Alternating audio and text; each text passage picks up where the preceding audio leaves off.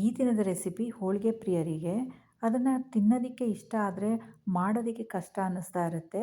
ಯಾಕೆ ಅಂದರೆ ತಟ್ಟಬೇಕಾದ್ರೆ ತುಂಬ ಜನಕ್ಕೆ ಹರಿದೋಗ್ತಾ ಇರುತ್ತೆ.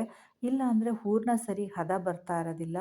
ಇದನ್ನೆಲ್ಲ ಸರಿಯಾಗಿ ಹೇಗೆ ಮಾಡ್ಬೋದು ಈಸಿಯಾಗಿ ಅನ್ನೋದನ್ನು ಈ ವಿಡಿಯೋದಲ್ಲಿ ತೋರಿಸಿದ್ದೀನಿ. ಸ್ಕಿಪ್ ಮಾಡದೆ ಕಂಪ್ಲೀಟಾಗಿ ನೋಡಿ.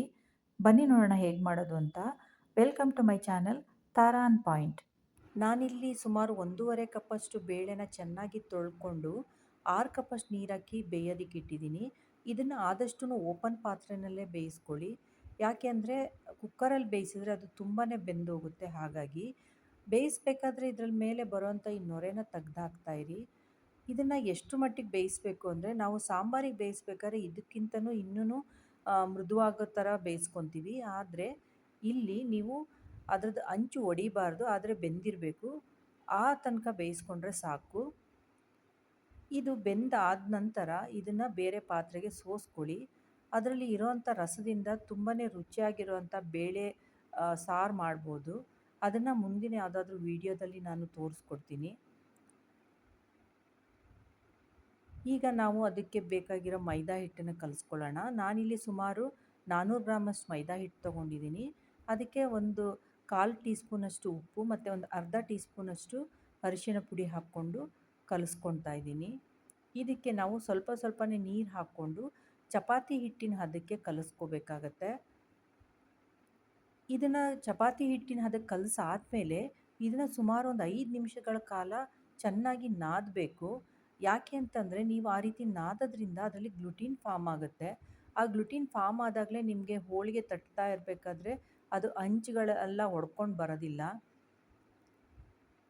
ನೋಡಿ, ಇಲ್ಲಿ ಸುಮಾರು ನಾನು 5 ನಿಮಿಷಗಳ ಕಾಲ ಇದನ್ನು ಚೆನ್ನಾಗಿ ನಾದಿದ್ದೀನಿ.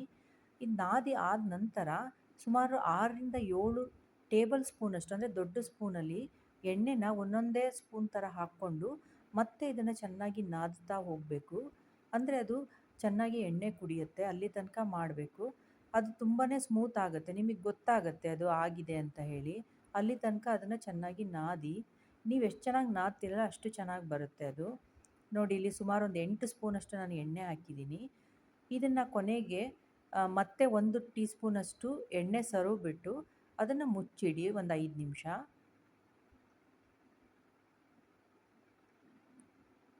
ಈಗ ನಾವು ಹೂರಣನ ರೆಡಿ ಮಾಡ್ಕೊಳ್ಳೋಣ.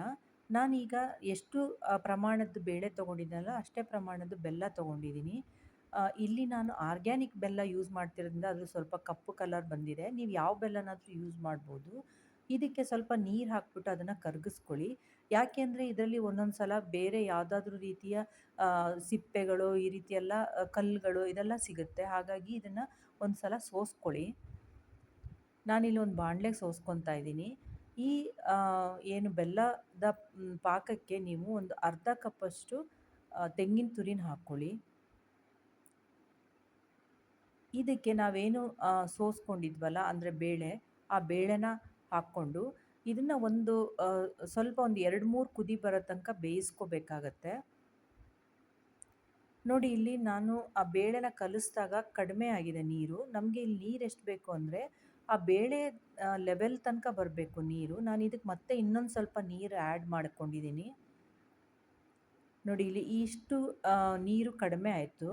ಹಾಗಾಗಿ ಇದಕ್ಕೆ ಇನ್ನೊಂದು ಸ್ವಲ್ಪ ನೀರು ಆ್ಯಡ್ ಮಾಡಿ, ಇದು ನೋಡಿ, ಈ ಬೇಳೆ ಲೆವೆಲಿಗೆ ಬರೋಷ್ಟು ನೀರು ಆ್ಯಡ್ ಮಾಡ್ಕೊಂಡಿದ್ದೀನಿ. ಇದೇನಾಗುತ್ತೆ ಅಂದರೆ ನಿಮಗೆ ರುಬ್ಬಲಿಕ್ಕೆ ತುಂಬ ಸಹಾಯ ಆಗುತ್ತೆ. ನೀವು ಅಂದ್ಕೊಬೋದು ನೀರು ಹಾಕೋದ್ರಿಂದ ಅದು ತುಂಬಾ ತೆಳು ಆಗುತ್ತೆ ಅಂತ. ಆ ರೀತಿ ಏನೂ ಆಗೋದಿಲ್ಲ. ನಾನು ತೋರಿಸ್ತೀನಿ ನೋಡಿ ಹೇಗಾಗುತ್ತೆ ಅಂತೇಳಿ. ಅದು ತಣ್ಣಗಾದ್ಮೇಲೆ ಅದನ್ನು ಮಿಕ್ಸಿ ಜಾರಿಗೆ ಹಾಕ್ಕೊಂಡು ನುಣ್ಣಗೆ ರುಬ್ಕೊಳ್ಳಿ. ಆ ರುಬ್ಬಬೇಕಾದ್ರೆ ಅದಕ್ಕೆ ಒಂದು 4 ಏಲಕ್ಕಿ ಎಸಳುಗಳನ್ನು ಹಾಕ್ಕೊಳ್ಳಿ. ನೋಡಿ, ಇಲ್ಲಿ ಇಷ್ಟು ಸ್ಮೂತಾಗಿ ರುಬ್ಕೋಬೇಕು. ಅದು ನೀವು ರುಬ್ಬೇಕಾದ್ರೆ ಸ್ವಲ್ಪ ತೆಳುಗಿದ್ರೆ ಆದಷ್ಟು ಒಳ್ಳೆಯದು. ರುಬ್ಬಿ ಆದಮೇಲೆ ಇದನ್ನು ಒಂದು 5 ನಿಮಿಷ ಸ್ಟವ್ ಮೇಲಿಟ್ಟು ಸ್ವಲ್ಪ ಬಾಡಿಸ್ಕೊಂಡ್ರೆ ನೋಡಿ ಈ ರೀತಿ ಗಟ್ಟಿ ಆಗಿಬಿಡುತ್ತೆ. ತುಂಬ ಹೊತ್ತೇನು ತೊಗೊಳ್ಳೋದಿಲ್ಲ. ಯಾಕೆಂದರೆ ಬೇಳೆ ನಾವು ತುಂಬ ಬೇಯಿಸ್ಕೊಂಡಿಲ್ಲದೆ ಇರೋದ್ರಿಂದ ಅದು ನೀರನ್ನು ಚೆನ್ನಾಗಿ ಹೀರ್ಕೊಳ್ಳುತ್ತೆ. ಆಗ ಗಟ್ಟಿ ಬರುತ್ತೆ ಹೂರಣ. ನೋಡಿ, ಇಲ್ಲಿ ನಾವು ಕಲಸಿಟ್ಟಿರೋಂಥ ಮೈದಾ ಹಿಟ್ಟು ತುಂಬಾ ಚೆನ್ನಾಗಾಗಿದೆ. ಈಗ ನಾನು ಹೋಳಿಗೆ ಹೇಗೆ ಮಾಡೋದು ಅಂತ ತೋರಿಸ್ಕೊಡ್ತೀನಿ. ನೋಡಿ, ಇಲ್ಲಿ ತಟ್ಟಬೇಕಾದ್ರೆ ನಾವು ಈಗ ಇದನ್ನು ಸ್ಪ್ರೆಡ್ ಮಾಡ್ತಾ ಹೋಗ್ತೀನಿ. ಆದರೆ ಅದ್ರದ್ದು ಶೇಪ್ ಮತ್ತೆ ವಾಪಸ್ ಅಲ್ಲಿಗೆ ಬಂದು ನಿಂತ್ಕೊಳ್ಳುತ್ತೆ. ಆ ರೀತಿ ಆದರೆ ಅರ್ಥ ನಿಮಗೆ ಚೆನ್ನಾಗಿ ಗ್ಲುಟಿನ್ ಫಾರ್ಮ್ ಆಗಿದೆ ಅದರೊಳಗೆ. ಹೋಳಿಗೆ ತಟ್ಟಬೇಕಾದ್ರೆ ಅದು ಹರಿಯೋದಿಲ್ಲ ಅಂತ. ಈಗ ಅದ್ರ ಸುತ್ತಲೂ ಕವರ್ ಮಾಡ್ಕೊಳ್ಳಿ ಇದನ್ನು, ಮೈದಾ ಹಿಟ್ಟನ್ನು. ನಾನಿಲ್ಲಿ ತುಂಬಾ ದಪ್ಪ ತಟ್ಕೊಂಡಿಲ್ಲ ಮೈದಾ ಹಿಟ್ಟನ್ನು, ಸ್ವಲ್ಪ ತೆಳುವಾಗೆ ತಟ್ಕೊಂಡಿದ್ದೀನಿ. ಇದ್ರ ಮೇಲೆ ಇವಾಗ ನೀವು ಒಂದು ಸಲ ನೀಟಾಗಿ ಅದನ್ನು ಲಾಕ್ ಮಾಡಬೇಕು, ಅಂದರೆ ಎಲ್ಲೂ ಓಪನ್ ಇರಬಾರ್ದು. ಆ ರೀತಿ ಎಕ್ಸ್ಟ್ರಾ ಏನಾದರೂ ಮೈದಾ ಹಿಟ್ಟಿದೆ ಅನಿಸಿದ್ರೆ ಅದನ್ನು ಈ ರೀತಿ ಸುತ್ತಬಿಟ್ಟು ತೆಗೀರಿ. ಆಮೇಲೆ ಅದು ನೀಟಾಗಿ ಕ್ಲೋಸ್ ಆಗಿದೆಯಾ ಅಂತ ಒಂದು ಸಲ ನೋಡಿಕೊಂಡು ಅದನ್ನು ಒಂದು ಸಲ ನೀಟಾಗಿ ಉಂಡೆ ಮಾಡ್ಕೊಳ್ಳಿ. ಆಮೇಲೆ ಎಣ್ಣೆ ಸರ್ವಿರೋಂಥ ಪ್ಲಾಸ್ಟಿಕ್ ಕವರ್ ಮೇಲೆ ಇಟ್ಟು ಅದ್ರ ಮೇಲೆ ಇನ್ನೊಂದು ಪ್ಲಾಸ್ಟಿಕ್ ಹಾಕಿ ಒತ್ತಿ. ಡೈರೆಕ್ಟಾಗಿ ನೀವು ಕೈಯಿಂದ ಒತ್ತಲೂಬಹುದು, ಆದರೆ ಈ ರೀತಿ ಒತ್ತೋದ್ರಿಂದ ತುಂಬ ಚೆನ್ನಾಗಿ ಸ್ಪ್ರೆಡ್ ಮಾಡ್ಬೋದು ಅದನ್ನು. ಆ ಪ್ಲಾಸ್ಟಿಕ್ಕಿಗೆ ಅಂದರೆ ಮೇಲ್ಮುಚ್ಚೋಂಥ ಪ್ಲಾಸ್ಟಿಕ್ಕಿಗೂ ಸ್ವಲ್ಪ ಎಣ್ಣೆ ಸವರ್ಕೊಂಡಿರಿ, ಹಾಗೆ ಕೆಳಗಡೆ ಪ್ಲಾಸ್ಟಿಕ್ಕಿಗೂ ಸ್ವಲ್ಪ ಎಣ್ಣೆ ಹಚ್ಕೊಂಡಿರಿ. ನೋಡಿ ಇಲ್ಲಿ ಎಷ್ಟು ತೆಳುಗೆ ತಟ್ಟಿದ್ರೂ ಅದು ಎಲ್ಲೂ ಹರ್ಕೊಂಡು ಹೋಗಲಿಲ್ಲ. ಈಗ ಇದನ್ನು ಬೇಯಿಸ್ಕೊಳ್ಳೋಣ. ಬೇಯಿಸ್ಬೇಕಾದ್ರೆ ಮೊದಲಿಗೆ ಒಂದು ಸ್ವಲ್ಪ ಎಣ್ಣೆ ಅಪ್ಲೈ ಮಾಡಿ. ಇದಕ್ಕೆ ಎಣ್ಣೆ ಹಾಕಿ ಬೇಯಿಸೋ ಅವಶ್ಯಕತೆ ಇಲ್ಲ, ಯಾಕೆ ಅಂದರೆ ನಾವು ಮೈದಾ ಹಿಟ್ಟು ಕಲಿಸ್ಬೇಕಾದ್ರೆ ಸಾಕಷ್ಟು ಎಣ್ಣೆ ಹಾಕಿರ್ತೀವಿ. ಆದರೆ ಮೊದಲನೇ ಹೋಳಿಗೆ ಬೇಯಿಸ್ಬೇಕಾದ್ರೆ ಒಂದು ಸ್ವಲ್ಪ ಎಣ್ಣೆ ಹಾಕಿ ಇದನ್ನು ಎರಡು ಸೈಡೂ ಬೇಯಿಸ್ಕೋಬೇಕು. ಇಲ್ಲಿ ನಮಗೆ ಒಳಗಡೆ ಹೂರಣ ಬೇಯಿಸೋ ಅವಶ್ಯಕತೆ ಇಲ್ಲ, ಬರೀ ಮೇಲ್ಗಡೆ ಮೈದಾ ಬೇಯೋದಷ್ಟೇ ನೋಡ್ಕೊಳ್ಳಿ. ಹೋಳಿಗೆಗೆ ಕಾಯಿ ಹಾಲು ಹಾಗೆ ತುಪ್ಪ ತುಂಬಾ ಒಳ್ಳೆ ಕಾಂಬಿನೇಷನ್ನು.